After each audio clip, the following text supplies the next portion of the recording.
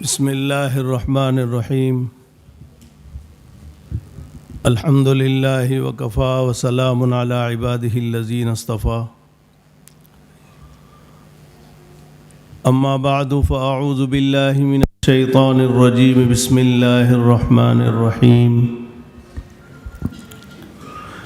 وَأَذِّن فِي النَّاسِ بِالْحَجِّ يَأْتُوكَ رِجَالًا وَعَلَى كُلِّ ضَامِرٍ يَأْتِينَ مِنْ كُلِّ فَجٍّ عَمِيقٍ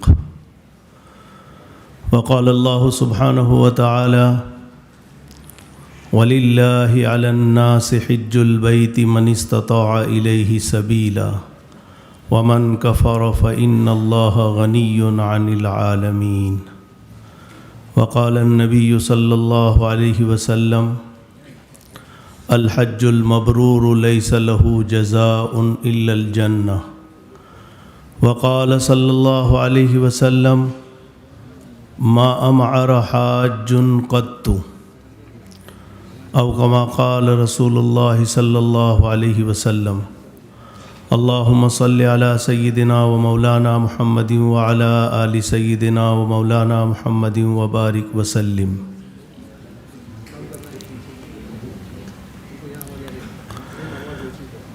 قابل احترام بھائیوں بزرگوں، اللہ جل جلالہ و عمن والہ نے حج کو بہت بڑی عبادت بنایا ہے، اور اسلامی جتنے ارکان ہیں اس میں حج کو سب سے اخیر میں نازل کیا۔ حج سن 8 ہجری میں فرض ہوا ہے، 8 ہجری میں 8 ہجری میں حضرت مکہ کے جو امیر تھے، گورنر تھے، عتاب ابن اسید رضی اللہ تعالیٰ عنہ، ان کے ذریعے سے حضور نے حج کروایا۔ سن 9 ہجری میں حضرت ابوبکر صدیق رضی اللہ تعالیٰ عنہ کو مدینے سے بھیجا اور امیر حج بنا کر آپ نے حج کروایا، اور سن 10 ہجری میں اللہ کے نبی صلی اللہ تعالیٰ علیہ وسلم خود حج کے لیے تشریف لے گئے، اور آپ کے ساتھ صحابہ کا ٹھاٹھے مارتا ہوا سمندر تقریباً 1.25 لاکھ سے زیادہ کا مجمع تھا، 1.25 لاکھ سے زیادہ کا مجمع۔ تو حج سب سے اخیر میں فرض ہوا، اور حج کے اندر اللہ تعالیٰ نے بے شمار فضائل رکھے ہیں، شمار۔ حج کی دنیاوی فضیلت، الحج اشہر معلومات، کچھ خاص مہینوں میں یہ حج ادا ہوتا ہے۔ حج کا فائدہ کیا ہے؟ حج کا فائدہ یہ ہے کہ حج سے اللہ تعالی حاجی کے گناہ معاف کر دیتا ہے۔ الحج المبرور لیس له جزاء الا الجنہ، حج مبرور کا بدلہ سوائے جنت کے اور کچھ نہیں ہے۔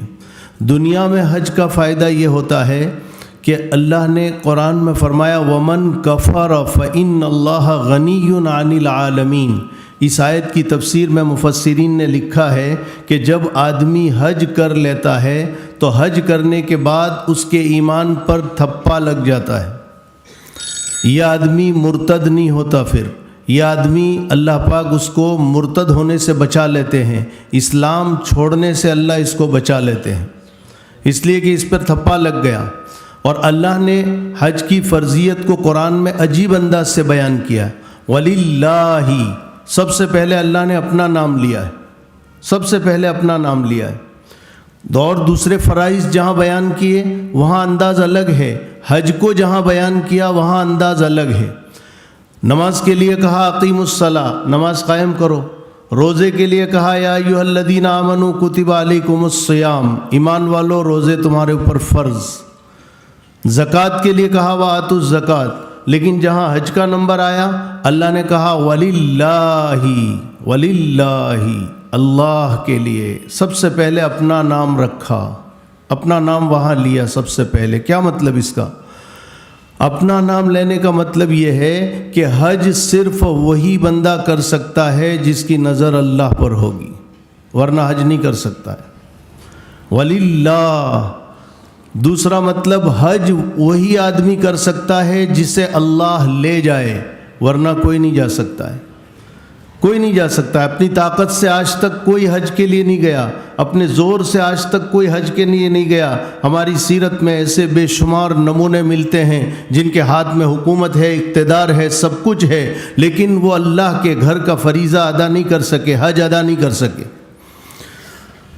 وَلِلَّهِ عَلَى النَّاسِ, سارے لوگوں کو جانا چاہیے.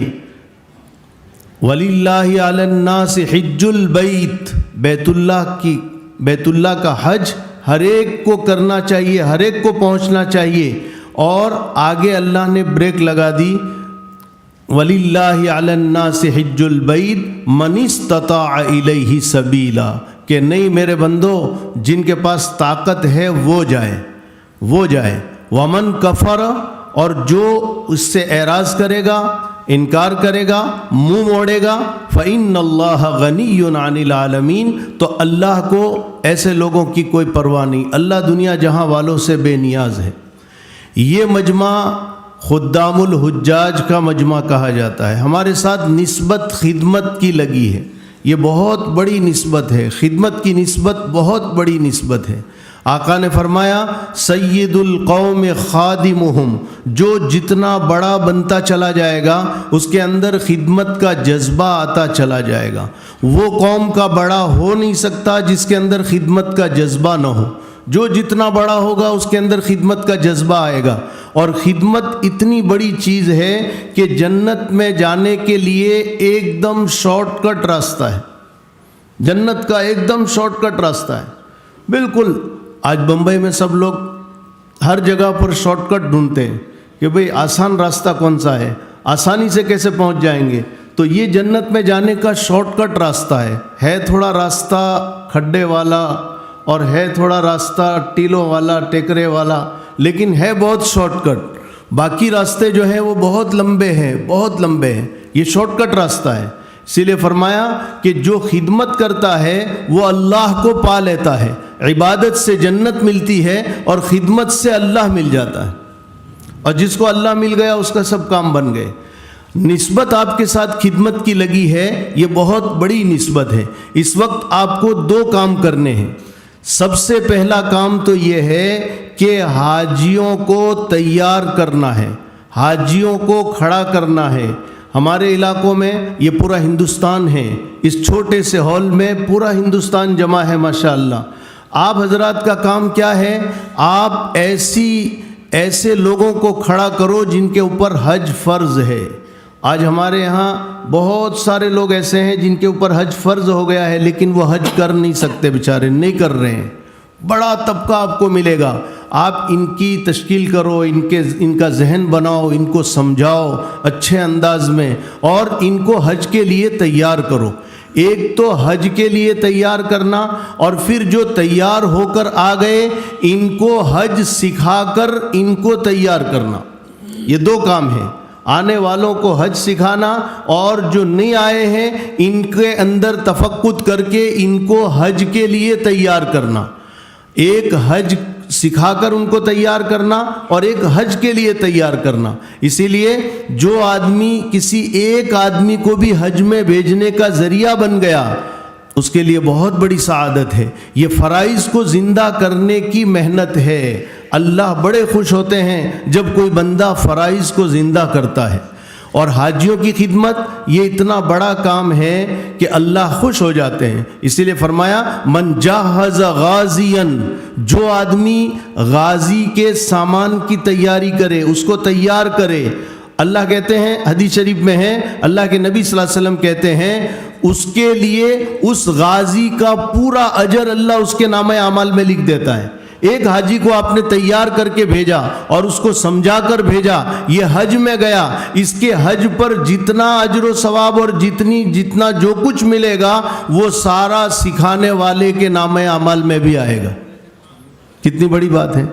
آپ گھر بیٹھے بیٹھے ساری نعمتیں لوٹ رہے ہیں, اس لیے ان کو دل سے سکھاؤ, دل سے سکھاؤ. اور میں اکثر کہا کرتا ہوں سب سے پہلی بات آپ ان کو یہ سکھاؤ, بیچارے گاؤں کے دیہات کے لوگ ہوتے ہیں, ان کو پتہ نہیں ہوتا ہے. ایک ان کے ذہن میں بہت بڑا بوجھ یہ ہوتا ہے کہ بھائی حج تو بہت بڑی عبادت ہے, حج بہت بڑی عبادت ہے, یہ ہمارے بس کی نہیں ہے. ٹھیک ہے, ہم جو سمجھ میں آیا کر لیں گے، باقی ہمارے بس کی چیز نہیں ہے، یہ تو بہت بڑی عبادت ہے۔ آپ سب سے پہلے ان کا یہ ذہن بناؤ کہ دیکھو آپ حج جو ہے بہت آسان ہے، حج مشکل نہیں ہے، بہت آسان ہے۔ آپ حضرات تھوڑا سا متوجہ رہیں گے تو زیادہ فائدہ ہوگا، جو بھی ادھر ادھر ہو رہا ہے وہ ہونے دیجئے، آپ متوجہ رہیے۔ تھوڑی سی بھی بیچ میں لنک ٹوٹ جائے گی تو بے اثر ہو جائے گی بات۔ سب سے پہلے ان کے ذہن میں یہ بات ڈالو کہ حج مشکل نہیں ہے، بہت آسان ہے، بہت آسان ہے، بہت آسان ہے۔ وہ بیچارہ مشکل سمجھ رہا ہے تو آپ کو اچھا سب سے پہلے آپ جب سکھائیں گے حاجیوں کو تو آپ کو پورا ٹرین ہونا پڑے گا، آپ کو پورا مکمل طریقے پر آپ کو معلومات ہونی چاہیے کہ بھئی حج کیا چیز ہے، عمرہ کیا چیز ہے، اور نہایت آسان انداز میں، بہت آسان انداز میں امت کو تیار کرنا ہے، حاجیوں کو تیار کرنا ہے کہ دیکھو حج یہ ہے، عمرہ یہ ہے۔ کتنا آسان ہے، بہت آسان ہے، کوئی مشکل نہیں ہے۔ آسان سے آسان تر بنا کر اس کے سامنے پیش کرنا ہے، اور اس کے ذہن میں جو بات بیٹھی ہوئی ہے اس کو نکالنا ہے کہ حج مشکل نہیں ہے، بہت آسان ہے۔ اب حج اور عمرے کے لیے سب سے پہلے ان کو ہمیں عمرہ سکھانا ہے۔ تکلیف کہاں ہوتی ہے حاجی کو؟ حاجی بیچارہ پریشان وہاں ہوتا ہے جہاں پر یہ جلد بازی کرتا ہے۔ سب سے پہلی بات حاجیوں میں ہوتی ہے جلد بازی کرنا۔ جب جلد بازی کرتا ہے تو حاجی پریشان ہوتا ہے۔ آپ دیکھو گے کہ حاجی اتنی جلدی مچاتا ہے، یہاں سے گھر سے نکلنے سے لے کر واپس آنے تک ہر موقع پر وہ جلد بازی کرتا ہے۔ ان کو یہ سمجھاؤ کہ دیکھو اطمینان سے کام کرو، ذرا بھی جلد بازی نہیں کرنی ہے۔ سب سے پہلی بات تو یہ سکھاؤ کہ اطمینان سے کام کرنا ہے، جلد بازی کہیں بھی نہیں کرنا۔ نمبر 2، ان کو یہ سکھاؤ کہ حج کو سیکھ کر کرنا ہے، دیکھا دیکھی نہیں کرنا ہے، سیکھ کر کرنا ہے۔ آپ سیکھ کر کرو گے تو اطمینان سے کر سکو گے، اور اگر دیکھا دیکھی کرو گے تو پھر کیا ہوگا؟ وہ عید کی نماز جیسا ہوگا۔ عید کی نماز سال میں 1 مرتبہ 2 مرتبہ ہوتی ہے، تو عید کی نماز میں کیا ہوتا ہے؟ جب عید کی نماز کی نیت باندھتے ہیں میدان میں، بڑے مجمع میں، عیدگاہ میں، تو پیچھے آدمی کنفیوز ہوتا ہے کہ پتہ نہیں امام صاحب کہہ رہے ہیں اللہ اکبر تو میں ہاتھ اٹھاؤں کہ نہیں اٹھاؤں، تو وہ اپنی نگاہوں سے یوں دیکھتا ہے دائیں طرف بائیں طرف، کہ اس طرف والے نہیں اٹھا رہے ہیں، اس طرف والے اٹھا رہے ہیں، تو مجھے اٹھانے ہاتھ کے نہیں اٹھانے ہیں۔ کنفیوز ہوتا ہے، پریشان ہوتا ہے، کبھی اٹھاتا ہے کبھی پھر رکھ دیتا ہے۔ کیوں؟ اس لیے کہ سیکھا نہیں ہے، اور اگر سیکھا ہوا ہے تو ذرا بھی کنفیوز نہیں ہوگا، ذرا بھی اس کو ٹینشن نہیں ہوگا، وہ اطمینان سے کام کرے گا۔ تو سیکھ کر کرنا ہے۔ ایسا دکھائی دے رہا ہے کہ آپ تمام حضرات جو ڈائری دی گئی ہے آپ کو بیگ کے اندر، اس کا استعمال نہیں کر رہے ہیں، چونکہ حج و عمرہ کے جو یہ احکامات ہیں یہ کوئی مطلب بہت آسان نہیں ہے، بہت اہم جو پوائنٹ ہے وہ ہمارے مولانا صاحب بتا رہے ہیں۔ تو برائے مہربانی آپ تمام حضرات اپنے بیگ سے اپنی ڈائری کا استعمال کریں اور نکالیں، اہم پوائنٹ ہیں۔ ایسا نہیں کہ دین کی تمام باتیں آپ حضرات جانتے ہیں اور لاجسٹکس ہی صرف نوٹ کریں گے، یہ بھی ہر ایک پوائنٹ اس کو لکھیے برائے مہربانی، آپ سے درخواست، بہت اہم سب پوائنٹس ہیں، ان کو نوٹ کریے، اپنے ڈائری کا استعمال کریے، قلم دی گئی ہے اس کا بھی استعمال کریے۔ شکریہ۔ خاص باتیں جو ہے اس کو نوٹ کر لو، اس لیے کہ آپ کا کام بہت بڑا ہے، اور آپ کو آپ کے ہاتھ، آپ کے نیچے جو حاجی ہے ان کو اچھی طرح سے تیار کرنا ہے، ٹرین کرنا ہے ان کو۔ تو سب سے پہلی چیز ان کو یہ بتاؤ کہ بھائی دیکھو حج بہت آسان ہے، مشکل نہیں ہے، بہت آسان ہے، مشکل ذرا بھی حج نہیں ہے۔ آپ کے ذہن میں یہ بات بیٹھی ہوئی ہے کہ حج تو بہت مشکل کام ہے، عمرہ بہت مشکل کام ہے، نہیں، مشکل کام نہیں ہے، بہت آسان ہے۔ دوسرے نمبر پر ان کے ذہن میں یہ بٹھاؤ کہ حج اور عمرہ جو ہے یہ پورا سفر، اس میں ذرا بھی جلد بازی نہیں ہونی چاہیے، اطمینان سے سارے کام کرو، سارے ارکان بالکل اطمینان کے ساتھ ادا کرو، ذرا بھی کسی جگہ پر بھی اپنے گھر سے نکلنے سے واپس آنے تک ہر جگہ پر سنجیدگی سے اطمینان کے ساتھ کام کرو، جلد بازی کہیں بھی نہیں کرنی ہے۔ اگر حاجی جلد بازی نہیں کرے گا تو پریشان نہیں ہوگا۔ تیسرے نمبر پر آپ ان کو یہ سمجھاؤ کہ دیکھو حج اور عمرے میں سیکھ کر جانا ہے یہاں سے. جب سیکھ کر جاؤ گے تو آپ کو ذرا بھی کنفیوژن نہیں ہوگا, ورنہ آپ پریشان ہو جائیں گے. کیونکہ آپ مکہ میں جا کر دیکھیں گے, حج کے سفر میں دیکھیں گے, بہت سارے لوگ بہت سارے کام کرتے ہیں. دیکھا دیکھی ہمیں نہیں کرنا ہے. کوئی ہاتھ اٹھا رہا ہے, کوئی نہیں اٹھا رہا ہے, کوئی جو ہے استباء جو ہے وہ اخیر تک کر رہا ہے, کوئی صرف 7 چکر تک استباء کر رہا ہے. عجیب و غریب چیزیں وہاں دیکھنے ملتی ہے. آپ کو کہیں نظر نہیں ڈالنا ہے, صرف یہاں سے جو سیکھ کر جاؤ اچھی طرح وہی کام آپ کو کرنا ہے, دیکھا دیکھی نہیں کرنا ہے. تیسری بات. چوتھی بات, آپ کو بہت زیادہ ہوشیار نہیں بننا ہے. بہت زیادہ آدمی اوور کانفیڈنس ہو جاتا ہے تو بھی پریشان ہو جاتا ہے. سب کے ساتھ میں رہو اور گروپ کے ساتھ میں رہو. زیادہ ہوشیار نہیں بننا ہے. زیادہ ہوشیار بنتا ہے تو آدمی پریشان ہوتا ہے. اور زیادہ ہوشیار کو ہماری بمبئی کی زبان میں بولتے ہیں ڈیڑھ بننا. کیا بولتے ہیں؟ وہ ڈیڑھ بن گیا. تو ڈیڑھ بننے والا پریشانی ہوتا ہے, وہ زیادہ ہوشیار ہوتا ہے. اس لیے کہ وہ سرزمین ایسی ہے جس سرزمین پر آدمی جتنا متواضع ہو اور جتنا تواضع کے ساتھ چلے اتنا ہی اس کے اندر روحانیت آتی ہے اور اتنا ہی اس کا حج قبولیت کے قریب ہوتا ہے. تو زیادہ اپنے آپ کو ہوشیار نہ بنائیں, بلکہ گروپ کے ساتھ مل کر سارے ارکان ہمیں ادا کرنے ہیں. آپ حضرات کو اللہ نے بہت بڑی خدمت دی ہے, بہت بڑا کام ہے. ایک حاجی کو تیار کرنا یہ معمولی کام نہیں ہے. حاجیوں کی خدمت کرو. اسی لیے حدیث شریف میں آتا ہے کہ جو آدمی اللہ کے دین کی محنت اور کام کرنے والوں اور فرائض ادا کرنے والوں کی مدد کرتا ہے, ان کا ساتھ دیتا ہے, اللہ پاک اس کے اجر میں اس کو شریک کر دیتے ہیں. اور سب سے بڑی خدمت حاجی کی کیا ہے؟ آپ حاجی کو گھر بلا کر کھانا کھلا دو, آپ حاجی کو کوئی گفٹ دے دو, آپ اس کو احرام کا کپڑا دے دو, آپ اس کو یا اور کوئی چیز دے دو. یہ ساری خدمتیں تو ہیں, لیکن سب سے بڑی خدمت حاجی کی یہ ہے کہ اس کو تیار کر لو حج کے اندر. یہ سب سے بڑی خدمت ہے حاجی کی. اور ایک تجربہ میں آپ کو بتاؤں, حاجیوں کی خدمت اگر دل سے کرو گے اللہ آپ کو ضرور حج کی توفیق عطا فرمائے گا. یہ بالکل پکی بات ہے. اللہ آپ کے لیے راستے بنائے گا. میں نے دیکھے ایسے کئی لوگ جن کے پاس کوئی حیثیت نہیں, کوئی طاقت نہیں, لیکن وہ دل اور جان سے حاجیوں کی خدمت میں لگے ہوئے ہیں, حاجیوں کا پورا ساتھ دے رہے ہیں, ان کو ایک ایک چیز سمجھا رہے ہیں. اللہ نے ایسے لوگوں کو حج کروائے اور کئی مرتبہ حج کیے. تو اللہ پاک آپ کو بھی انشاءاللہ لے جائے گا اور آپ کو بھی توفیق دے گا, ضرور لے جائے گا. حاجیوں کی خدمت بہت بڑا کام ہے. اللہ پاک بڑے خوش ہوتے ہیں, اس لیے کہ ایک فریضے کو زندہ کرنے کی محنت ہے, اور فریضہ بھی کوئی چھوٹا نہیں ہے, بہت بڑا فریضہ ہے. پورے عالم کے لوگوں کو اللہ نے اپنے گھر پر جمع کیا ہے. پوری دنیا سے لوگ اپنے گھر پر جمع ہوئے ہیں. یہاں مکہ میں آپ کی محنت پہنچ گئی. آپ ہندوستان کے ایک صوبے میں بیٹھے ہیں اور ایک صوبے میں بیٹھ کر آپ نے محنت کی. آپ کی محنت سرزمین مکہ پر پہنچ گئی. آپ کی محنت مدینہ منورہ کے اندر پہنچ گئی. آپ کی محنت مینا میں پہنچ گئی. آپ کی محنت عرفات میں پہنچ گئی. یہ کوئی معمولی بات نہیں ہے, بہت بڑی بات ہے. تو یہ کچھ چیزیں ہیں جو حاجیوں کو آپ کو اچھے انداز میں سمجھانی ہیں. اس کے بعد حاجی یہاں سے جو جاتے ہیں وہ عام طور پر بیچارے ناواقف ہوتے ہیں, ان کو کچھ پتہ نہیں ہوتا ہے. اب یہ گھبرائے ہوئے جاتے ہیں, تو آپ اس انداز سے سکھاؤ کہ ان کے اندر سے گھبراہٹ دور ہو جائے اور اس کو اطمینان ہو جائے کہ نہیں, واقعی میں بہت آسان سفر ہے, بہت آسان ہے. اس کے لیے حاجیوں کے پروگرام میں میرے بیانات ہوتے رہتے ہیں, میں ہر جگہ بیان کرتا ہوں, لیکن بہت آسان انداز میں بیان کرتا ہوں. میری ایک کتاب ہے آسان حج. یہ آسان حج بھی میں نے ایک دم آسان انداز میں لکھی ہے. اس میں نے ان لوگوں کو سامنے رکھ کر لکھا ہے جو ایک دم ادنا درجے کا طبقہ ہے, ادنا طبقہ, کولی ہے, حمال ہے, ٹھیلے والے ہیں, جو ایک دم نیچے کا طبقہ ہے. اس طبقے کو سامنے رکھ کر میں نے لکھا ہے کہ مجھے ان کو سمجھانا ہے. یہ کیسے سمجھیں گے حج کو؟ ان کو سامنے رکھ کر لکھا ہے تو بالکل آسان ہے اور اسٹیپ بائی اسٹیپ ہے, ترتیب وار ہے.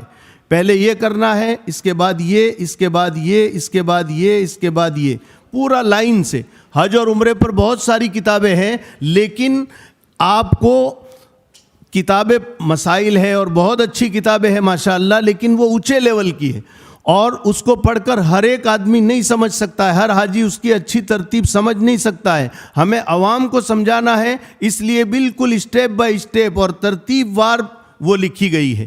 اس کے علاوہ ایک ایپ بھی بنایا ہے، ایپ جو ہے پلے اسٹور سے آپ ڈاؤن لوڈ کر سکتے ہیں. اس میں عمرہ، حج اور مدینہ شریف کی زیارت، یہ تینوں چیزیں لکھی ہوئی ہے. اور ایپ کے اندر آپ یہ ڈاؤن لوڈ کرو، حج دینیات حج عمرہ، دینیات حج عمرہ ایپ، دینیات حج عمرہ ایپ آپ لکھو گے تو اس کے اندر وہ پورا آپ کے سامنے ایپ آ جائے گا. اس ایپ میں ایک باکس ہے عمرے کا، ایک باکس ہے حج کا اور ایک باکس میں ہے مدینہ منورہ کی زیارت. اور اس کا ایک خاص لوگو ہے، وہ میں آپ کو پھر بتا دیتا ہوں انشاءاللہ. اس لوگو سے اگر آپ ٹائپ کرو گے، اس کو ڈاؤن لوڈ کرو گے تو انشاءاللہ وہ حج عمرہ اور مدینے کی زیارت یہ آواز میں بھی آ جائے گی، آواز میں، اور بالکل آسان انداز میں، اور آسان انداز میں. اور پھر وہاں پر انڈیکس بھی ہے، فہرست بھی ہے. اس فہرست کے اندر یہ ساری چیزیں لکھی ہوئی ہے کہ حج کا احرام کیسا ہونا چاہیے، مرد کا احرام آپ اس کو ٹچ کرو، طواف کیسے کرنا اس کو ٹچ کرو. آپ لکھو اس کے اندر کہ بھائی حج کے 5 دن ہیں، تیسرے دن میں کیا کرنا ہے، اس کو آپ ٹچ کرو گے تو وہ آ جائے گا. اس طرح بہت آسان انداز میں الحمدللہ یہ ایپ بنایا گیا ہے، دینیات حج عمرہ ایپ. دینیات حج عمرہ ایپ لکھو گے تو اس میں بہت سارے لوگو آئیں گے. اس میں ایک خاص لوگو ہے، وہ آپ ڈاؤن لوڈ کر لو تو یہ ایک دم آسان انداز میں حج عمرہ اور مدینہ شریف کی زیارت بھی آپ کے سامنے آ جائے گی. اور کتاب ہے آسان حج، یہ بھی مارکیٹ میں ملتی ہے، اردو، ہندی، گجراتی، بہت ساری زبانوں میں ہے. اس کتاب کو بھی ساتھ میں رکھو تو آپ کے لیے حج عمرہ اور مدینہ کی زیارت بالکل آسان ہو جائے گی. میں آپ سے خاص درخواست کرتا ہوں کہ سب سے پہلے آپ تیار ہونے چاہیے. آپ کو اچھے انداز میں کہنا اور آپ کو اچھے انداز میں بولنا آنا چاہیے کہ میں کیسے حاجی کو سمجھاؤں گا، میں کیسے سمجھاؤں گا حاجی کو. اسی لیے یوٹیوب کے اوپر بھی میرے بیانات ہیں، آسان عمرے کا آسان طریقہ، حج کا آسان طریقہ، یہ سب چیزیں میں نے لکھی ہے. اس کو بھی آپ برابر دیکھتے رہیں گے، سنتے رہیں گے تو آپ کو اندازہ ملے گا کہ بھئی ایک چیز آسان کر کے کیسے حاجی کے سامنے پیش کرنی ہے. دیہات کا حاجی اس کو کیسے سمجھے گا. اب حج اچھی طرح سمجھانا ہے، مسائل کو زیادہ ہمیں نہیں چھیڑنا ہے، اس لیے کہ اس وقت ہمارے سامنے بہت سارے طبقے رہتے ہیں، بہت سارے مجمع رہتے ہیں. اس میں مسلکوں کا بھی اختلاف ہوتا ہے، کوئی مسئلہ نہیں. ہم سب جو ہے کلمہ پڑھنے والے ہیں اور سب کو ہمیں سمجھانا ہے. اختلاف میں ذرا بھی ہمیں نہیں پڑھنا ہے. اس وقت یہ موقع اختلاف کا نہیں ہے. ایک بہت بڑے فریضے کی ادائیگی کی ہم تیاری کر رہے ہیں. اللہ کے لیے کسی طرح کا کوئی اختلاف ہمارے اندر نہیں ہونا چاہیے. کوئی حاجی اگر نہیں سمجھ رہا ہے، نہیں مانتا، کوئی مسئلہ نہیں، آپ پوچھ لو. مسائل ہمیں چھیڑنے ہی نہیں ہیں. موٹے موٹے جو مسائل حج کے ہیں وہ ان کو بتانے ہیں، باقی ڈیپ میں ہمیں نہیں جانا ہے. اور ویسے حق بھی نہیں ہے، اگر ہم نہیں جانتے ہیں تو ہم مسائل بتا بھی نہیں سکتے ہیں. ان کو علماء کا حوالہ دے دیں کہ آپ مولانا سے پوچھ لو، مفتی صاحب سے پوچھ لو، علماء کرام سے پوچھ لو، یہ حوالہ دے دیں. اب حج اور عمرہ میں آپ کو سمجھا رہا ہوں بہت آسان انداز میں. 2 باتیں آپ کو سمجھاؤں گا. ایک، حاجیوں کو آپ کو کیا کرنا ہے. دوسرے نمبر پر یہ رکن کیسے ادا کرنا ہے، یہ رکن کیسے ادا کرنا ہے، اور اس موقع پر حاجیوں کو آپ کو کیسے سمجھانا ہے. یہ 2 باتیں آپ ذہن میں رکھو. حج اور عمرہ جو ہے، اس کے سفر میں جب یہاں سے لوگ جاتے ہیں تو حج 3 طرح کا ہوتا ہے. یہ آپ جانتے ہیں، حج 3 طرح کا. ایک حج افراد ہے، ایک حج تمتع ہے اور ایک حج قران ہے. افراد، تمتع اور قران. یہاں سے عام طور پر ہندوستان سے اور بر صغیر سے جو حاجی جاتے ہیں، عام طور پر یہ تمتع والے حاجی ہوتے ہیں. تمتع، اور تمتع میں آسانی بھی ہے کیونکہ قران تو اس کے لیے آسان ہے جو ایک دم اخیر میں جاتا ہے، لاسٹ میں جاتا ہے، آخری فلائٹ سے جاتا ہے تو وہ قران کریں. لیکن زیادہ تر حاجی ہمارے پہلے چلے جاتے ہیں تو ان کے لیے آسان جو ہے وہ حج تمتع ہے. تو حج تمتع کا میں طریقہ آپ کو تفصیل سے بتاؤں گا. اور حج افراد یہ خالی حج کی نیت ہوتی ہے، اور قران میں حج عمرہ دونوں ایک ساتھ ہوتا ہے. ایک احرام میں حج اور عمرہ دونوں ہوتا ہے. اور تمتع میں یہاں سے احرام باندھ کر گیا, عمرہ کر لیا, عمرہ کرنے کے بعد اس کا احرام کھل جاتا ہے, پھر بغیر احرام کے رہتا ہے حج کے دنوں تک. حج آنے کے بعد پھر وہاں واپس احرام باندھتا ہے 8 تاریخ کو, اور احرام باندھ کر پھر حج کے ارکان ادا کرتا ہے. اس میں آسانی ہے. افراد میں خالی حج کا احرام ہوتا ہے اور یہاں سے لے کر حج پورا ہونے تک وہ احرام رہتا ہے. افراد میں قربانی واجب نہیں ہے, مستحب ہے, واجب نہیں ہے. اور قران اور تمتع میں قربانی واجب ہے. فرق یہ ہے کہ آسان تمتع ہے, اس لیے زیادہ تر حاجی یہاں سے افراد تمتع کی نیت کر کے جاتے ہیں. اب ان حاجیوں کو آپ کو سمجھانا ہے کہ دیکھو آپ کا حج تمتع ہے. آپ کا حج کیا ہے؟ تمتع. تمتع حج کا کیا مطلب وہ سمجھاؤ. تمتع نہیں سمجھیں گے, وہ تمتع سمجھیں گے نہیں. ایک تو وہ وہی ٹینشن میں ہے کہ ہم سعودی عرب میں جائیں گے اور وہاں کی لینگویج الگ ہے, وہاں کی بولی الگ ہے. وہ آپ کا دوسرا جو سیشن ہوتا ہے جس میں وہ خدام ہوتے ہیں جو وہاں پہنچتے ہیں, تو ان کے سامنے بھی بات ہوتی ہے اور ان کو بھی یہ سمجھایا جاتا ہے کہ دیکھو وہاں جا کر ان کو اچھے انداز میں گائیڈ کرنا ہے, کیونکہ حاجی بیچارہ پریشان ہوتا ہے. اس کی زبان جب بدل جاتی ہے تو بہت پریشان ہو جاتا ہے. ایک حاجی صاحب گئے مکہ مکرمہ میں اور وہاں جا کر بقالے کی دکان میں گئے. بقالہ یعنی پرچورن, وہ سب سامان بک رہا ہے, دال, آٹا, چاول. اب وہ بیچارے جب وہاں گئے تو ان کو لینا تھا آٹا لینا تھا. پتہ نہیں اب ان کو آٹا کیسے, کیا بولتے ہیں یہاں آٹے کو, وہ تو اپنی زبان میں آٹا بول رہے ہیں. تو وہ عربی جو ہے وہ اس کے ہاتھ میں چھڑی ہے اور وہ چھڑی گھما رہا ہے. کبھی مسور کی دال پر گھما رہا ہے, یہ چاہیے ہاذا, بولتے نہیں ہاذا نہیں, پھر بولتے ہاذا, کا ہاذا نہیں, ہاذا نہیں. اور وہ لکڑی گھماتے گھماتے جب گیہوں پر لکڑی آئی تو انہوں نے کہا ہاں ہاذا کا یوں یوں, ہاذا کا یوں یوں, یعنی ہاذا کا پیسا ہوا. تو وہ بیچارے بہت پریشان ہوتے ہیں, ان کو لینگویج بھی ان کی الگ ہے, سب کچھ الگ ہے. تو ان کے ساتھ بڑی محبت سے پیش آؤ, بہت پیار سے پیش آؤ اور ان کو اچھے انداز میں سمجھاؤ. تمتع حج ہے, آپ کو مکہ جا کر سب سے پہلے عمرہ کرنا ہے. سب سے پہلے کیا کرنا ہے؟ عمرہ کرنا ہے.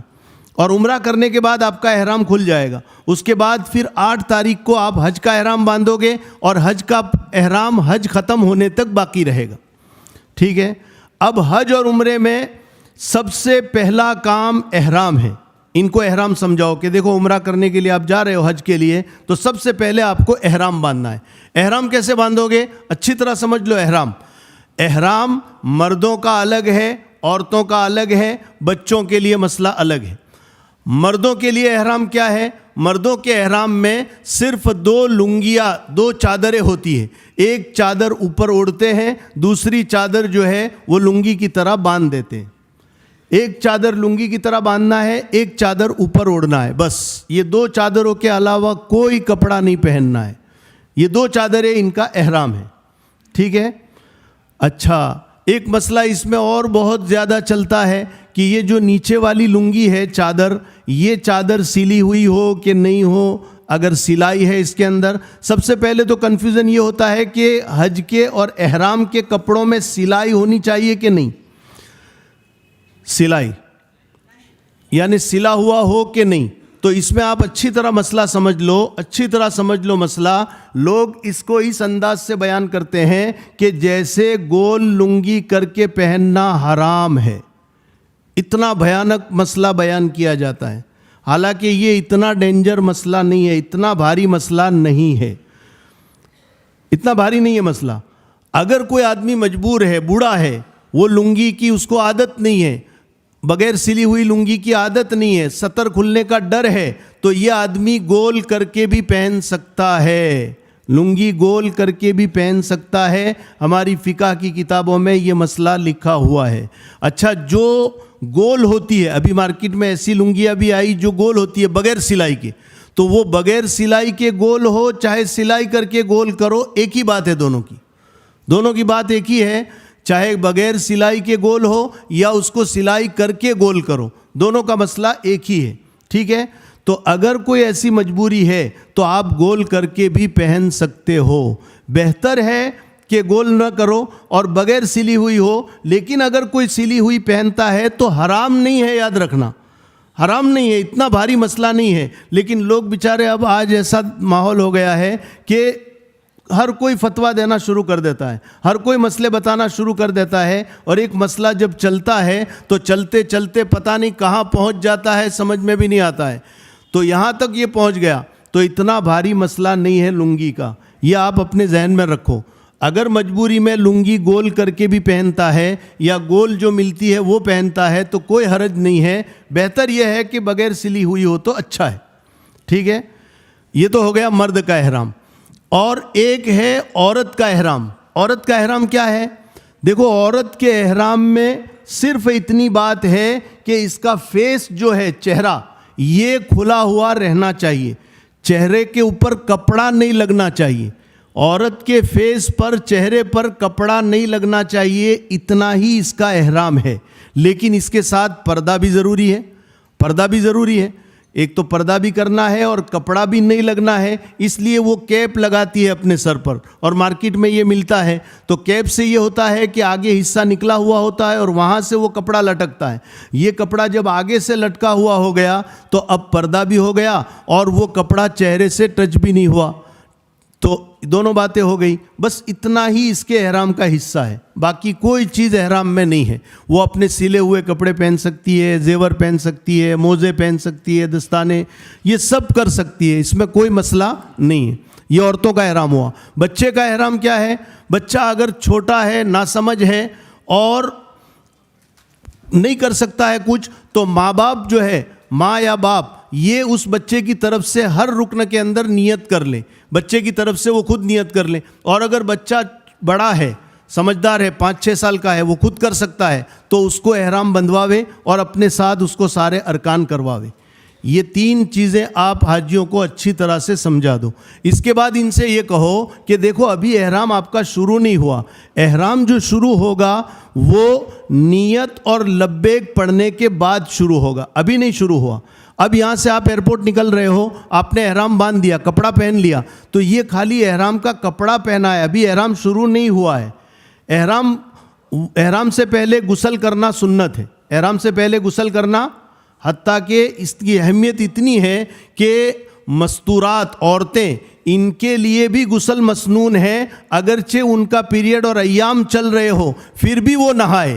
حالانکہ اس وقت نہانے سے طہارت حاصل نہیں ہوتی ہے, پھر بھی ان کے لیے نہانا بہتر ہے اور مستحب ہے. تو غسل سے پہلے کر لو اچھی طرح سے, اور اچھی طرح سے صفائی اور غسل وغیرہ کرنے کے بعد پھر احرام کا کپڑا پہن لو. اور احرام کا کپڑا پہننے کے بعد 2 رکعت نماز پڑھو. یہ 2 رکعت جو ہے احرام کی نماز ہے, مستحب ہے. اور یہ ابھی چونکہ احرام شروع نہیں ہوا تو ٹوپی پہن کے بھی پڑھ سکتے ہیں, سر کے اوپر احرام کا کپڑا رکھ کے بھی پڑھ سکتے ہیں. اس کے بعد آپ ایئرپورٹ پہنچ گئے. ایئرپورٹ پہنچنے کے بعد وہ ساری کاروائیاں ہوگی, اور کاروائیوں کے بعد پھر آپ جب فلائٹ میں بیٹھیں گے تو نیت کے لیے میں حاجیوں سے یہ کہتا ہوں کہ بھئی آپ کو نیت جو ہے وہ کب کرنی ہے؟ نیت فلائٹ میں بیٹھنے کے بعد کرنی ہے. نیت کب کریں؟ پہلے سے نیت نہیں کراوے, نیت فلائٹ میں بیٹھنے کے بعد کرے. جب فلائٹ میں بیٹھ جاؤ اور فلائٹ ٹیک آف ہو جاوے تو اس کے بعد نیت کرنی ہے. کیونکہ بعض مرتبہ پہلے نیت کر لینے میں کبھی فلائٹ آگے پیچھے ہوتی ہے تو حاجی پریشان ہو جاتا ہے. اس لیے ان کو کہو کہ فلائٹ ٹیک آف ہونے کے بعد نیت کرنی ہے, اور اس کے بعد پھر غفلت نہیں کرنی ہے. مکہ مکرمہ اور جدہ آنے سے پہلے آدھا پونا گھنٹہ پہلے میقات آتی ہے ہماری, اور اس میقات پر الاؤنس بھی ہوتا ہے, اعلان بھی ہوتا ہے کہ بھئی آپ اپنی میقات سے گزر رہے ہیں. لیکن اس کا انتظار نہ کریں, اس لیے کہ حاجی جب ایئرپورٹ پر پہنچتا ہے تو یہ کئی گھنٹوں سے تھکا ہوا ہوتا ہے, اور ایئرپورٹ پر پہنچنے کے بعد وہاں ناشتہ اور کھانا کھانے کے بعد سو جاتا ہے فلائٹ میں. اگر سوتے ہوئے آپ کی میقات نکل گئی تو پھر دم لازم ہوگا. اس لیے ان کو کہو کہ اس میں پھر غفلت نہ کریں, بلکہ ٹیک آف ہونے کے بعد فوراً نیت کر لیں. نیت کیا کرنی ہے؟ نیت یہ کرنی ہے, اے اللہ میں عمرے کی نیت کرتا ہوں, تو آسان فرما قبول فرما, آسان فرما قبول فرما. بس اتنی نیت. دیکھو حج اتنا آسان بنایا ہے, جو چیز جتنی عام ہوتی ہے شریعت کا مزاج یہ ہے کہ اس نے اس کو اتنا ہی آسان بنایا ہے, اتنا آسان بنایا ہے. حج اور عمرہ اتنا آسان ہے کہ بولنے کی چیز رکھی نہیں ہے. بولنے, سنو میری بات دھیان سے, بولنے کی چیز اس میں نہیں رکھی ہے کہ بھائی یہ دعا فرض ہے، یہ بولنا فرض ہے، اگر یہ نہیں بولو گے تو نہیں ہوگا حج. بولنے کی چیز ہے. کوئی دعا فرض نہیں ہے حج کے اندر. عمرے میں کوئی دعا فرض نہیں ہے. آپ نہیں پڑھ سکتے کوئی مسئلہ نہیں. آپ کو عربی زبان نہیں آتی کوئی مسئلہ نہیں. آپ اپنی زبان میں مانگو. اے اللہ میں عمرے کی نیت کرتا ہوں تو آسان فرما، قبول فرما. خالی کرنے کے کام رکھے ہیں. اور دیکھو کرنے کے کام تو سب کر سکتا ہے. دیہات کا آدمی بھی کر سکتا ہے، گاؤں کا آدمی بھی کر سکتا ہے، بغیر ایجوکیشن والا بھی کر سکتا ہے. کرنے کے کام ہے. بولنے کے کام مشکل ہے. آپ کسی کو کہو کہ بھئی یہ 3 لائنیں مجھے سناؤ، یاد کر کے سناؤ، تو وہ بیچارہ ہڑبڑا جائے گا، گھبرا جائے گا. آپ اس کو کہو کہ دیکھو یہاں سے وہاں تک جاؤ، 3 چکر کاٹو، تو دیہات کا آدمی بھی چکر کاٹ سکتا ہے. ہر آدمی کر سکتا ہے. تو کرنے کے کام رکھے ہیں حج میں اللہ نے. بولنے کے کام ضروری نہیں قرار دیے، فرض نہیں. ہاں دعائیں جو ہے وہ نورانیت آتی ہے. لبیک لبیک کہنے سے نیت پوری ہوتی ہے. اچھا لبیک کہو یا اس کی جگہ کوئی دوسرا بھی کوئی اللہ کی حمد والا کلمہ کہہ دیا تو بھی تمہاری نیت ہو جائے گی.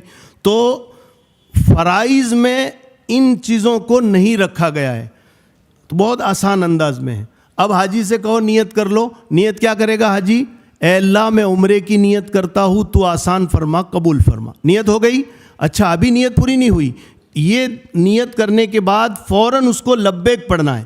نیت اور لبیک ملی ہوئی ہونی چاہیے. 3 مرتبہ لبیک پڑھنا ہے. لبیک پڑھو. لبیک لبیک اللہم لبیک لبیک لا شریک لک لبیک ان الحمد والنعمت لک والملک لا شریک لک.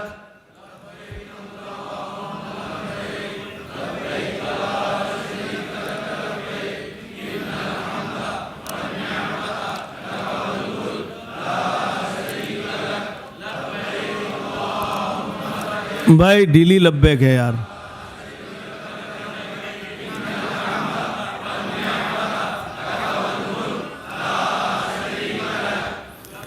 آپ کی لبیک تو حاجی سے آگے رہنی چاہیے. ہاں اس سے تو زیادہ حاجی کی لبیک ہوتی ہے. لبیک پڑھ لیا. اب اس کے اوپر احرام کی پابندیاں لگ گئی. احرام کی پابندیاں لگ گئی. احرام کی پابندیاں میں نے کتاب میں لکھی ہے. 8 پابندیاں مردوں کے ذمے ہیں، 6 پابندیاں عورتوں کی ہیں. یہ پابندیاں عورتوں کے اوپر لگ گئی، مردوں کے اوپر بھی لگ گئی کہ اب خوشبو نہیں لگا سکتے ہیں، اب ناخن نہیں کاٹ سکتے، بال نہیں کاٹ سکتے ہیں. مردوں کے لیے ہے کہ وہ چپل جوتے ٹائپ کے نہیں پہن سکتے ہیں، جوتے نہیں پہن سکتے ہیں. اسی طرح سے اب سلا ہوا کپڑا نہیں پہن سکتے مرد، عورتیں پہن سکتی ہے، کوئی مسئلہ نہیں.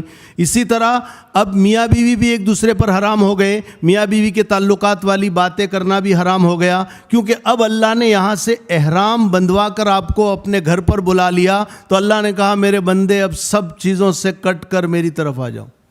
ساری چیزوں سے کٹ جاؤ. سب چیزوں سے اللہ نے کاٹ دیا. کہا میری طرف آ جاؤ، میرے سے لو لگا لو اور میری طرف متوجہ ہو جاؤ.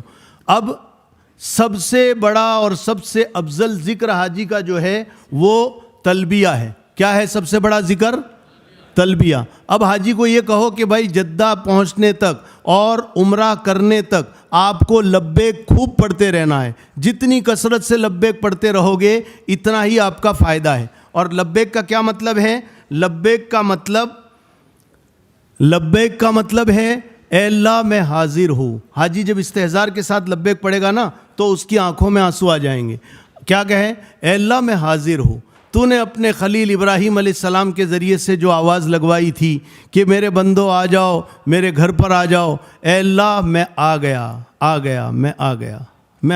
لبیک اللہم لبیک لبیک لا شریک لک لبیک ان الحمد والنعمت لک والملک لا شریک لک. جدہ اترے گا. جدہ اتر کر ساری کاروائیاں پوری کر لو اور اس کے بعد پھر مکہ مکرمہ بالکل قریب ہے. بالکل قریب ہے. 1-1.5 گھنٹے کا راستہ ہے.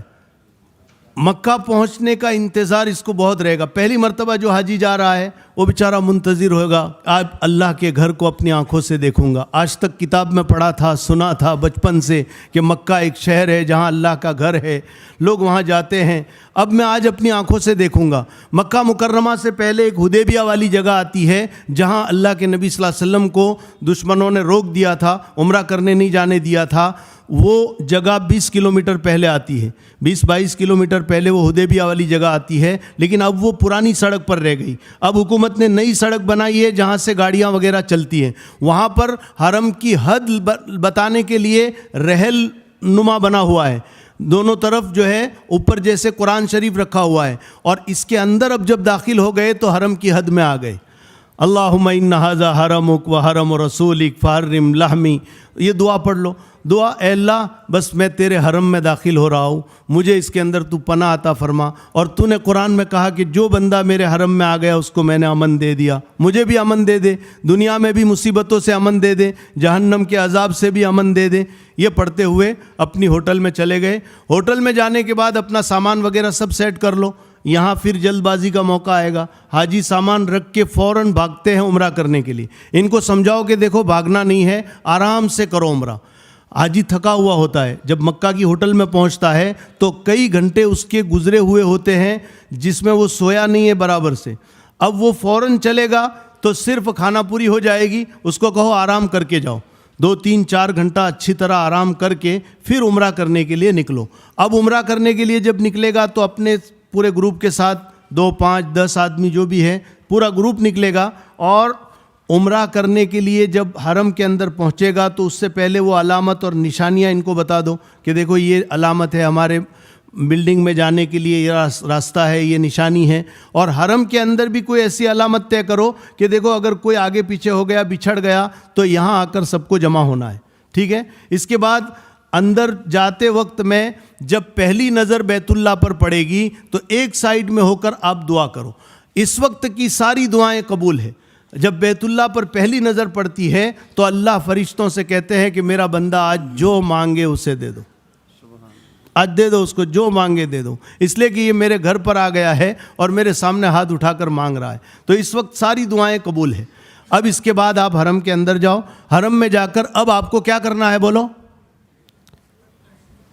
عمرہ کرنا ہے. کیا کرنا ہے, عمرہ. اب آپ حاجیوں کو سمجھاؤ کہ دیکھو عمرہ مشکل نہیں ہے, عمرے میں خالی 4 کام کرنے ہیں. کتنے کام کرنے ہیں, 4 کام, بس 4 کام کا نام عمرہ ہے. نمبر 1 احرام, نمبر 2 طواف, نمبر 3 صفا مروہ کی سعی, اور نمبر 4 حلق. بس یہ 4 کام کرنے ہیں. اچھا 4 میں 1 تو ہو چکا ہے آپ کا, احرام تو آپ باندھ کے ہی آئے ہو. اب تو 3 کام بچے. 1 کام طواف, اس کے بعد صفا مروہ کی سعی, اور اس کے بعد حلق. یہ 4 کام ہیں. 2 فرض ہے, 2 واجب ہے. احرام اور طواف فرض, اور صفا مروہ کی سعی اور حلق واجب. اب طواف کرنا ہے آپ کو, تو طواف کیسے کرو گے؟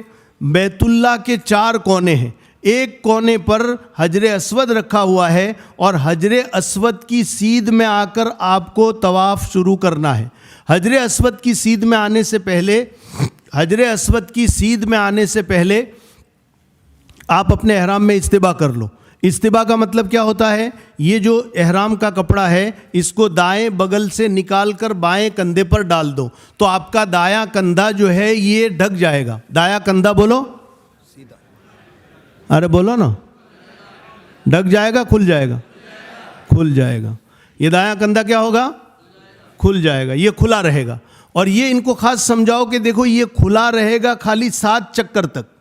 کب تک؟ یہ طواف کے 7 چکروں تک ہی اس کو کھلا رکھنا ہے, اس کے بعد پھر ڈھانک دینا ہے.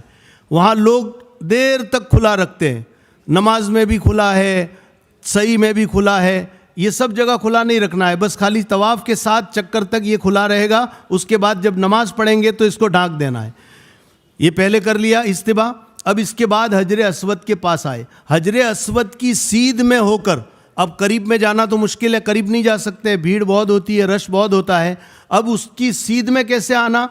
آج سے کئی سال پہلے حکومت نے ایک پٹا بنایا تھا, سیدھ سے لے کر پورا ایک پٹا تھا, لیکن حاجی بیچارہ عجیب ہوتا ہے, وہ برکت اور تبرک کا بہت قائل ہوتا ہے, تو حجر اسود سے ٹچ تھا وہ پٹا تو اس کو چھوڑتا ہی نہیں تھا. اب پیچھے والوں کو پریشانی ہو رہی ہے تو وہ پٹا ہٹا دیا گورنمنٹ نے, اور اس کے بعد پیچھے ایک لائٹ ہری کر دی برآمدے میں, اور حجر اسود اور برآمدے کے اندر وہ لائٹ یہ دونوں آمنے سامنے کر دی. حاجی اس کے بیچ میں آ جائے گا, وہ لائٹ پیچھے ہو جائے گی اور چہرہ حجر اسود کی طرف ہو جائے گا, تو یہ اس کی سیدھ میں آ گیا, سیدھ میں آ گیا. اب سیدھ میں آ کر جلدی سے, یہاں تھوڑا جلدی کرنا پڑے گا کیونکہ پیچھے دھکا مکی ہوتی ہے, لوگ آتے رہتے ہیں, تو آپ کو یہاں پر سب سے پہلے نیت کرنی ہے کہ اللہ میں طواف کی نیت کرتا ہوں تو آسان فرما, قبول فرما. اور طواف کی نیت کرنے کے بعد فوراً, دیکھو سنو اچھی طرح, طواف کی نیت کرنے کے بعد فوراً اپنے ہاتھ اٹھانے ہیں کانوں تک, بسم اللہ اللہ اکبر وللہ الحمد یہ کہہ کے چھوڑ دو. دوسری مرتبہ جلدی سے ہاتھ اٹھاؤ, بسم اللہ اللہ اکبر, اور پھر ہاتھوں کو ایسی نقل کرو جیسے پتھر پر رکھتے ہیں اور ہاتھ سے بوسہ دے دو. 2 مرتبہ ہوا, بسم اللہ اللہ اکبر کہہ کے چھوڑ دو, بسم اللہ اللہ اکبر کہہ کر پتھر پر نقل کر کے بوسہ دو, اور بوسہ دے کے طواف شروع کرو. حجر اسود سے طواف شروع کرتے کرتے چاروں کونے پار کر کے جب واپس حجر اسود پر آ جاؤ گے تو آپ کا ایک چکر ہوا, واپس آ کر پھر بوسہ دے دو, تو ایک چکر اور 2 بوسے ہوئے, ایک چکر اور 2 بوسے ہوئے آپ کے. اچھا, حجر اسود سے جب آپ چلو گے تو چلتے وقت اپنے سامنے نظر رکھنی ہے, چہرہ سینہ جو ہے وہ بیت اللہ کی طرف نہیں ہونا چاہیے, پیٹھ بھی بیت اللہ کی طرف نہیں ہونی چاہیے. ہاں, بوسہ دینے کے وقت آپ چہرہ وغیرہ بیت اللہ کی طرف کر کے بوسہ دے دو. اور پورے چکر میں آپ کو کیا پڑھنا ہے, اس کے لیے بھی کوئی خاص دعائیں نہیں ہیں, دعائیں کوئی بھی پڑھ سکتے ہو, آپ کو جو یاد ہے پڑھو. عربی میں نہیں آتا کوئی مسئلہ نہیں, اردو میں دعا مانگو, اپنی زبان میں مانگو, سبحان اللہ الحمدللہ پڑھو, جو آپ کو آتا ہے پڑھو. اس طرح سے پھر دوسرا چکر کرو, تیسرا, چوتھا, 5واں, 7 چکر پورے کرو گے تو بوسے کتنے ہو جائیں گے, 8. اچھا, اور کسی رکن کو نہیں چھونا ہے. رکن یمانی کے پاس جب پہنچو اور نزدیک سے اگر جگہ ہے تو خالی ہاتھ لگانا سنت ہے. دیکھو وہاں لوگ, بہت سارے لوگ آپ دکھیں گے کہ ہاتھ رکن یمانی کی طرف بھی اٹھاتے ہیں, بوسہ بھی دیتے ہیں. وہاں ہمیں ہاتھ اٹھانا بھی نہیں ہے, اشارہ بھی نہیں کرنا ہے, اور بوسہ بھی نہیں دینا ہے. اس طرح سے ہمارا یہ 7 چکر کا طواف پورا ہو گیا. اور طواف کے بعد پھر کیا کرنا ہے آپ کو, طواف پورا ہو گیا. طواف پورا ہونے کے بعد اب 2 رکعت واجب الطواف ہے. یہ ہر طواف کے بعد 2 رکعت ہے, ہر طواف کے بعد 2 رکعت واجب ہے. یہ واجب الطواف پڑھ لی آپ نے. اس کے بعد آپ کو زمزم کا پانی پینا ہے. زمزم کا پانی پی لو. زمزم کا پانی پی کے تھوڑی دیر آپ ریسٹ کر لو, 10-15 منٹ بیٹھ جاؤ آرام سے. تھک گئے ہو طواف کر کے, بیٹھ جاؤ. کتنے کام ہو گئے آپ کے, 2 کام ہو گئے, احرام ہو گیا اور طواف ہو گیا. اس کے بعد پھر آپ کو صفا مروہ کی صحیح کرنی ہے. تو یہ جو حجر اسود ہے اس کے پیچھے کی سائیڈ میں ادھر صفا ہے اور ادھر مروہ ہے, تو آپ کو صفا پر آنا ہے. صفا پر آنے سے پہلے وہیں دور سے ایک مرتبہ آپ بوسہ اور دے دو, ایک بوسہ اور دے دو. یہ جو 9واں بوسہ ہے یہ صحیح کا ہے. کائے کا ہے یہ, صحیح کا ہے. بسم اللہ اللہ اکبر کہہ کر ایک بوسہ دے کر پھر صحیح پر صفا پر آ جاؤ. صفا پہاڑ پر جب آؤ تو پہاڑ پر چڑھ کر بیت اللہ کی طرف چہرہ کرو, اور بیت اللہ کی طرف چہرہ کر کے یوں تو پڑھنا ہے, ابدأ بما بدأ اللہ بہ ان الصفا والمروۃ من شعائر اللہ. لیکن نہیں آتا ہے کوئی مسئلہ نہیں. حاجی کو یوں کہو کہ بس صفا پہاڑ پر چڑھ کر نیت کرو, اے اللہ میں صفا مروہ کی صحیح کرتا ہوں, تو آسان فرما, قبول فرما. نیت ہو گئی. نیت کے بعد تھوڑی دیر دعا کرو, یہ دعا کی قبولیت کی جگہ ہے. پھر صفا سے چلتے چلتے چلتے مروہ پہنچو. کہاں پہنچو گے, مروہ. مروہ پہاڑ پر پہنچو, وہاں سے بیت اللہ کی طرف رخ کرو اور تھوڑی دیر دعا کرو. یہ ایک چکر ہوا آپ کا. کتنا چکر ہوا, ایک چکر. اچھا, اس ایک چکر کے بیچ میں گرین لائٹ آتی ہے, ملین اخضرین, گرین لائٹ. صفا سے جب چلو گے تو تھوڑا چل کے گرین لائٹ ہے, اور اس کے بعد آگے اور گرین لائٹ ہے. یہ گرین لائٹ والا جو حصہ ہے اس میں دوڑنا ہے. اس میں کیا کرنا ہے, دوڑنا ہے. یہ صرف مردوں کے لیے دوڑنا ہے, عورتوں کو دوڑنا نہیں ہے. یہ نقل ہے حضرت ہاجرہ علیہ السلام کی. حضرت ہاجرہ دوڑی تھی یہاں پر, اپنے چھوٹے بچے اسماعیل کو بیت اللہ کے پاس زمزم کے کنویں کے پاس بٹھا کر, بے چین تھی, پانی نہیں تھا, دودھ نہیں تھا, تو دوڑی تھی اماں ہاجرہ. اللہ کو یہ دوڑ پسند آ گئی, اللہ نے اس کو لاگو کر دیا کہ میرے بندو تمہیں بھی دوڑنا ہے. لیکن اللہ کی عجیب حکمت ہے, نقل عورت کی ہے اور اللہ کروا رہے ہیں مردوں سے کہ تمہیں اس کی نقل کرنی ہے. تو یہ دوڑنا ہے. ایک چکر آپ کا ہوا. مروہ سے واپس جب صفا پر آؤ گے تو 2 چکر ہوں گے. بعض لوگ دیکھو اس میں غلطی کرتے ہیں, صفا سے مروہ پھر صفا, اس کو ایک چکر سمجھتے ہیں. ایسا نہیں, یہ 2 چکر ہوئے. صفا سے مروہ 1 چکر, مروہ سے صفا 2 چکر. اس طرح سے 7 چکر آپ کو پورے کرنے ہیں. اور ہر چکر میں صفا مروہ پر کھڑے رہ کر دعا کرنی ہے. ہر چکر میں 2 ہری لائٹوں کے بیچ میں دوڑنا ہے. 2 ہری لائٹوں کے بیچ میں دوڑنا ہے ہر چکر میں. اور ہر چکر میں صفا مروہ کے اوپر کھڑے رہ کر دعا کرنی ہے. اس طرح سے 7 چکر آپ کے پورے ہو گئے تو آپ کی صحیح ہو گئی. صحیح ہو گئی. صحیح ہونے کے بعد کیا کرو گے؟ یہاں 2 رکعت مستحب ہے. اگر وضو ہے تو 2 رکعت آپ پڑھ سکتے ہو, نہیں ہے وضو کوئی مسئلہ نہیں ہے, یہ ضروری نہیں ہے. طواف کے بعد 2 رکعت واجب ہے, اس کو تو ہر حال میں پڑھنا ہے. اچھا, دوسرا ایک فرق یہ ہے کہ صفا مروہ کی صحیح بغیر وضو کے بھی ہو جائے گی, طواف بغیر وضو کے نہیں ہوگا. طواف کے لیے آپ کو وضو ضروری ہے اور صفا مروہ کی صحیح بغیر وضو کے ہو جائے گی. صحیح ہو گئی. صحیح ہونے کے بعد آپ کا ایک آخری کام باقی رہ گیا, حلق کرنا. حلق کیسا کرنا ہے؟ حلق میں 1/4 سر کے بال کٹنے چاہیے. 1/4 سر کے بال کٹنے چاہیے.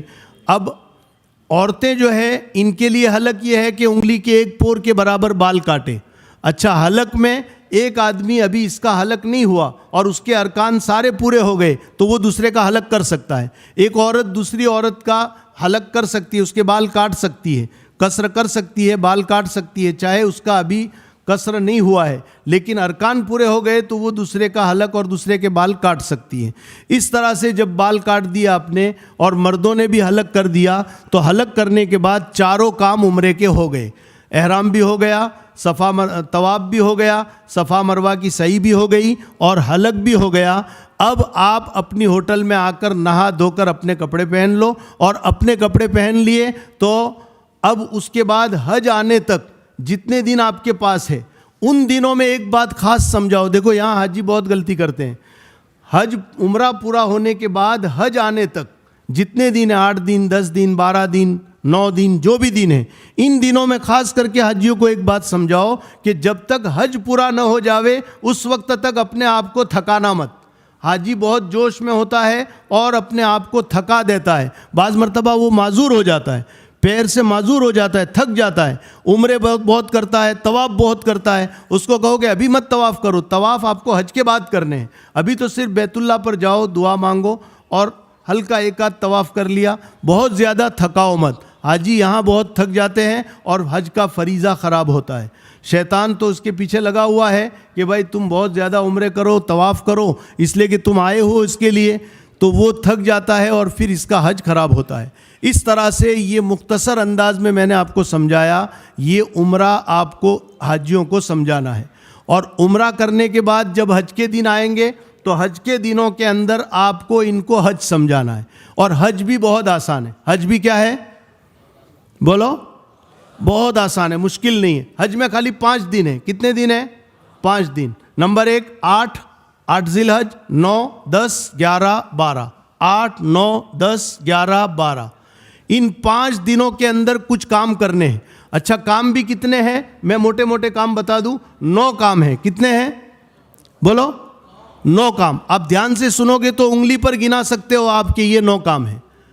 اتنا آسان ہے. 9 کام. اس کا مطلب 5 دنوں میں ہر دن میں 2 کی بھی ایوریج نہیں پڑ رہی, کیونکہ 2 کی ایوریج پڑے گی تو کتنے ہوں گے؟ 10. لیکن 10 بھی نہیں ہے, 9 کام ہے صرف. 5 دن میں 9 کام کرنے ہیں. اس کا نام حج ہے. 8 تاریخ کو احرام باندھنا ہے, جیسے ہم نے پہلے باندھا, غسل کر کے نہا دھو کر اچھی طرح صفائی کر کے ناخن بال وغیرہ کاٹ کے احرام باندھ دیا. احرام باندھ دیا, بس میں بیٹھ گئے, بس میں بیٹھ کر مینا پہنچو. اب مینا پہنچیں گے تو یہ سفر ہمارا بس سے ہوگا. حج کمیٹی کا سفر ٹرین سے ہوگا. ٹرین کی بھی ان کو ٹکٹ ملتی ہے تو ٹرین سے یہ سفر ہوتا ہے. یہ پیدل نہیں کرنا ہے, اس لیے کہ وہاں خیمے میں بھٹک جائیں گے حاجی. تو آپ کو یہ سفر ٹرین سے یا بس سے کرنا ہے جیسے آپ کے لیے طے ہوا ہے. وہاں مینا بس میں بیٹھ گئے, ٹرین میں بیٹھ گئے, اب نیت کر لو. کیا نیت کرو گے؟ اے اللہ میں حج کی نیت کرتا ہوں, تو آسان فرما, قبول فرما. یہ نیت ہو گئی. نیت کے بعد آپ سیدھے مینا پہنچ گئے. مینا میں 8 تاریخ کو ظہر تک سارے حاجی پہنچ جاتے ہیں. پہلے صبح فجر بعد لے جانا شروع کرتے تھے, اب حاجیوں کی تعداد زیادہ ہو گئی تو رات سے لے جانا شروع کر دیتے ہیں. ظہر تک سب پہنچ جاتے ہیں. آج کے دن ظہر, عصر, مغرب, عشاء اور اگلے دن کی فجر, یہ 5 نمازیں پڑھنی ہیں. دیکھو آج کے دن مینا میں کوئی کام نہیں. اللہ مینا میں کیوں لایا؟ آج مینا میں اس لیے لایا کہ میرے بندو تمہیں حج کرنا ہے. کیا کرنا ہے؟ حج. ابھی تک تم شہر میں ہی ہو, مکہ تو شہر ہے, شہر میں ہو. آ جاؤ ایک دن پہلے باہر آ جاؤ, جنگل میں آ جاؤ, اور وہاں آ کر پورے تنہائی کے اندر اور اطمینان کے ساتھ فارغ ہو کر حج سیکھ لو. تو یہ حج سیکھنے کے لیے یہاں بلایا ہے. وہاں پر نماز با جماعت کا اہتمام کرو آپس میں. عورتوں کو الگ کر دو, مردوں کا الگ. مرد اور عورتیں دونوں کے لیے خیمے ہوتے ہیں تو بیچ میں پردہ ڈال دو. ان کی دونوں کی جگہ الگ الگ بنا دو. یہ سب باتیں ان کو سمجھاؤ. اور اس کے بعد 9 تاریخ 8 تاریخ کی رات میں عشاء کے بعد یا 9 کی صبح میں آپ کو یہاں سے مزدلفہ لے جائیں گے. یہ مکہ ہے, مکہ سے آپ یوں آئے تو یہ مینا ہے.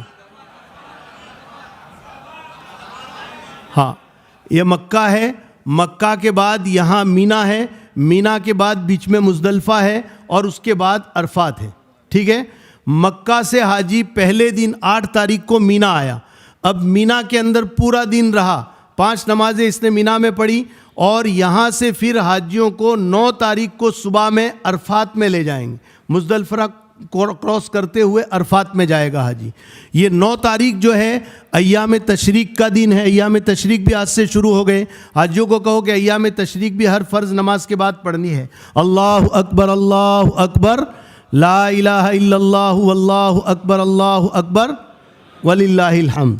یہ 9 تاریخ کا دن عرفات میں گزرے گا. زوال تک سارے حاجی عرفات میں پہنچ جاتے ہیں, اور عرفات کی حاضری زوال سے لے کر مغرب تک, یہ اس کی حاضری کا خاص وقت ہے.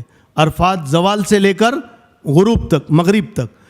اس وقت بس ایک ہی کام کرنا ہے, اللہ کے سامنے ہاتھ اٹھا کر دعا مانگنی ہے. اور سب سے بڑا رکن جو حج کا ہے وہ عرفات ہے. اسی لیے حدیث شریف میں ہے الحج العرفہ, حج عرفہ ہی کا نام ہے. حج کیا ہے؟ عرفہ ہی کا نام ہے. اللہ تعالیٰ سمائے دنیا پر نزول فرماتے ہیں, اور اللہ فرشتوں کے سامنے یباہی بکم الملائکہ, فرشتوں کے سامنے اللہ فخر کرتے ہیں. آج کے دن سارے حاجی, جتنے بھی حاجی ہیں سب آ گئے. دیکھو مینا میں سب نہیں آتے, مزدلفہ میں بھی بہت نہیں رہتے, لیکن عرفات میں ہر حاجی ہوتا ہے.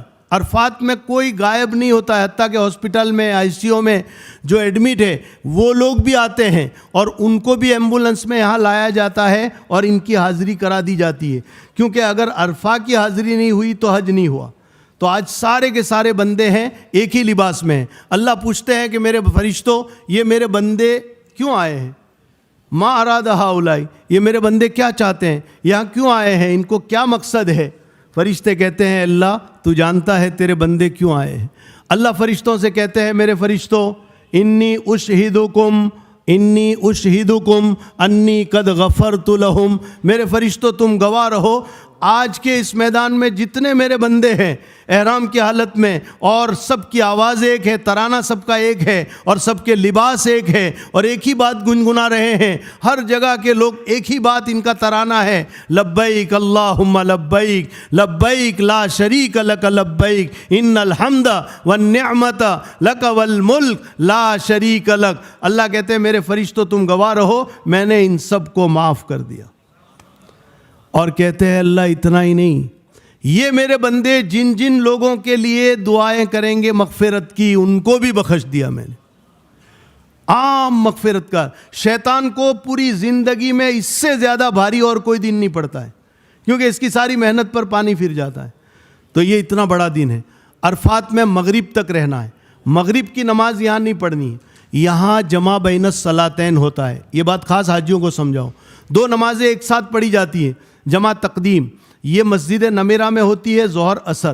حاجی جذبے میں ہوتا ہے کہ میں چلو وہاں جا کے پڑھوں, لیکن اچھا ٹھیک ہے پڑھنی ہے تو کوئی مسئلہ نہیں پڑھو, لیکن مسئلہ معلوم کر کے پڑھو. وہاں مسجد نمیرہ میں جو امام صاحب ہوتے ہیں وہ مسافر ہوتے ہیں, وہ ریاض سے آتے ہیں, نجد سے, اور مسافر کے پیچھے جب نماز پڑھے گا مقیم تو اس کو پوری نماز پڑھنی ہے, اس کو کیا کرنی ہے, پوری. لہٰذا امام صاحب جب 2 رکعت پڑھ کے سلام پھیر دے تو پیچھے والا جلدی سے کھڑا ہو جائے اور بغیر کچھ پڑھے 2 رکعت جلدی ختم کر کے سلام پھیر دے, تب تک عصر کی نماز کھڑی ہو گئی.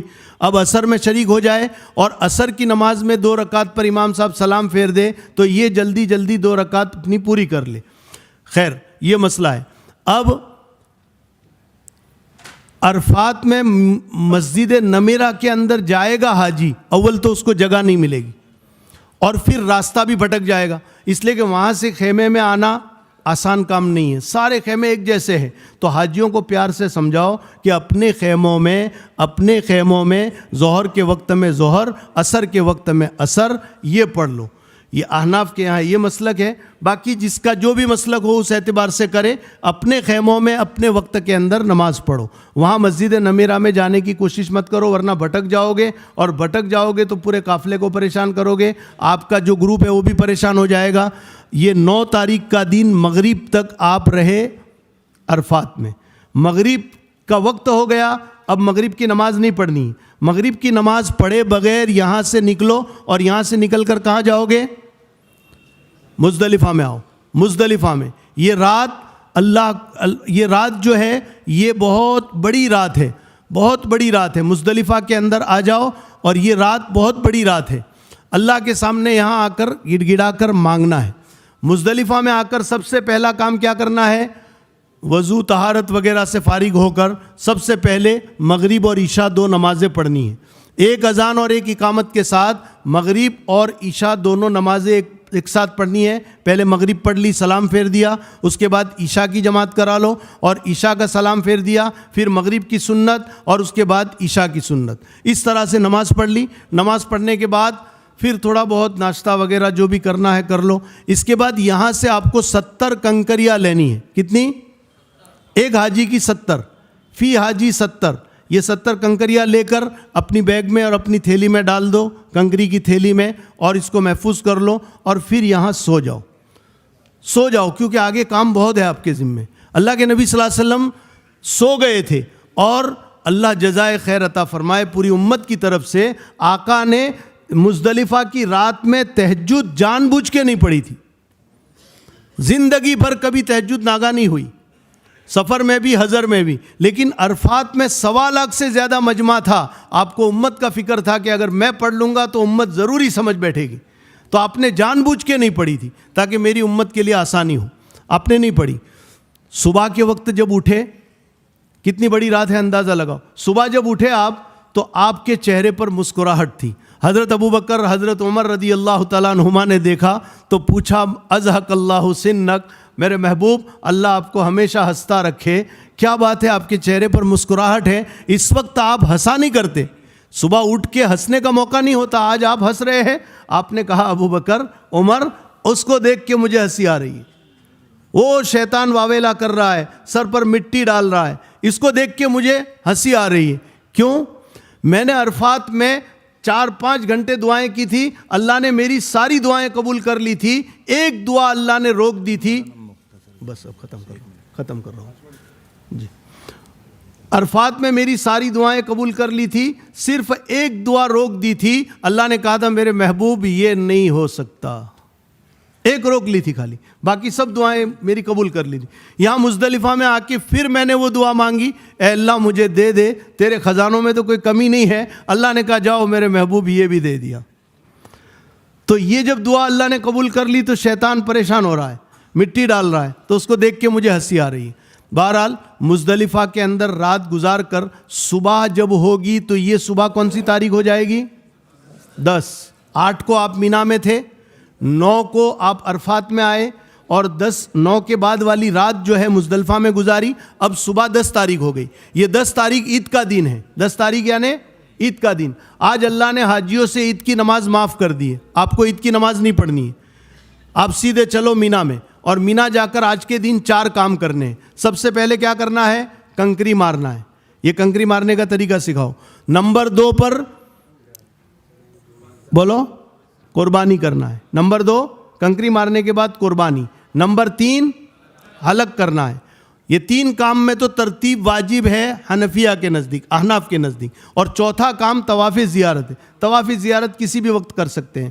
10 کی صبح سے لے کر 12 کی مغرب تک کسی بھی وقت کر سکتے ہیں. یہ 3 کاموں سے پہلے بھی کر سکتے ہیں، بیچ میں بھی کر سکتے ہیں، اخیر میں بھی کر سکتے ہیں. 3 کام کر لیے تو اب آج کا دن پورا ہو گیا. اور آج کے دن اگر یہ تینوں نہیں ہو سکتے ہیں تو 3 دن تک کر سکتے ہیں. کل بھی کر سکتے ہو، پرسوں بھی کر سکتے ہو. اور طواف زیارت حاجیوں کو خاص ایک بات سمجھاؤ کہ طواف زیارت جو ہے وہ 10 کو اگر نہیں ہو سکتا تو 11 کو کسی طرح سے بھی کر لینا. 12 پر مت چھوڑنا اس کو، کیونکہ میں برابر دیکھ رہا ہوں 12 پر جو حاجی چلے جاتے ہیں طواف زیارت میں تو اکثر ان کا طواف رہ جاتا ہے، کچھ چکر رہ جاتے ہیں. اس لیے ان کو بولو کہ 11 تاریخ تک فارغ ہو جاؤ. تو 10 تاریخ کے کام ہو گئے، اب 11 تاریخ آئی. 11 تاریخ میں دیکھ لو پیچھے کے جو کوئی کام بچے ہیں تو وہ کر لو، نہیں بچے ہیں تو کوئی بات نہیں. پہلے دن کنکری خالی بڑے شیطان کو مارنی ہے. کس کو؟ بڑے شیطان کو 7 کنکری مارنی ہے.